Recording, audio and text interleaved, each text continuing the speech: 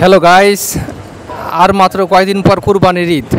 কুরবানির ঈদে আমরা সবাই কম বেশি গরু কিনে থাকি।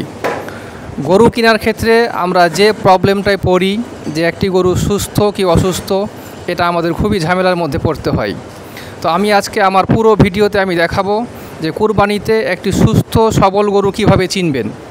আপনারা সবাই আমার সঙ্গে থাকুন এবং আমার চ্যানেলটা আপনারা যারা এখনও সাবস্ক্রাইব করেননি সবাই সাবস্ক্রাইব করে দিবেন। সুস্থ সবল গরু বলতে আমরা দেখব যে গরুটি শারীরিকভাবে সুস্থ কিনা। ভাই, একটি সুস্থ গরু চিনার উপায় কি কি? আসসালামু আলাইকুম, আমার নাম হচ্ছে অভি। আমি মিকল্যান্ড এগ্রোর আপনার জিএম হিসেবে কার্যরত। তো একটা সুস্থ গরু চেনার উপায় হচ্ছে আপনার প্রথমত ওর চামড়া, তারপরে আপনার হচ্ছে ওর আপনার লেজ কেমন নড়ানড় করে, বা কান ঠিক আছে কিনা, কান পড়ে আছে কিনা, বা ওর গায়ের লোম আপনার খাড়া খাড়া হয়ে আছে কিনা। লোম আপনার ম্যাক্সিমাম সময় অনেক গরু দেবেন পশম খাড়া খাড়া হয়ে থাকে, বুঝতে হবে এর ভিতরে আপনার কোনো ডাইজেস্টিভ প্রবলেম থাকতে পারে। আর এছাড়া হচ্ছে আপনার গরুর দাঁত সব সময় যেটা চেক করতে হবে গরু লালন পালন করার জন্য, গরুর দাঁত কয়টা দাঁত আছে বা গরুটার বয়স কেমন হইলো। তো ওই আপনার 2 দাঁত 4 দাঁত 6 দাঁত পর্যন্ত গরু অবশ্যই নেওয়া যায়। আর আমরা 8 দাঁত হয়ে গেলে আমরা গরুটা আর কি মনে করি যে গরুটা মানে বুড়ো বলে মানুষ আর কি, বুড়ো হয়ে গেছে বা পর্যাপ্ত বয়স হয়ে গেছে আর কি।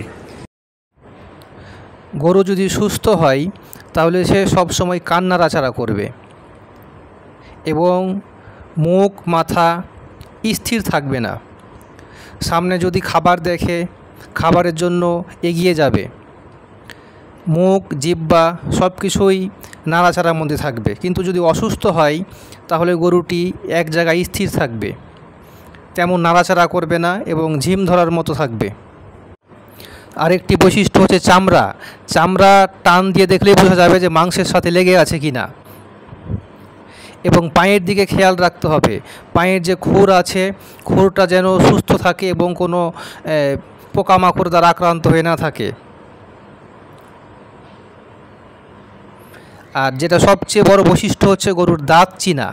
এই যে আমি আপনাদের ভিডিওতে দেখাচ্ছি যে এই গরু 2টি দাঁত, সামনের 2টি দাঁত পড়ে গেছে এবং পরে 2টি দাঁত বৃদ্ধি পেয়েছে, মানে আবার দাঁত তৈরি হয়েছে।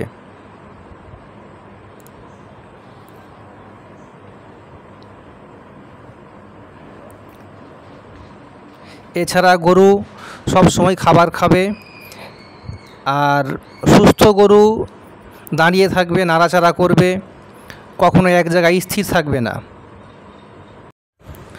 সুস্থ গরুর গায়ের পশমগুলো তৈলাক্ত হয়ে থাকবে, কিন্তু অসুস্থ হলে গায়ের পশমগুলো খাড়া খাড়া হয়ে থাকবে এবং অসুস্থ মনে হবে।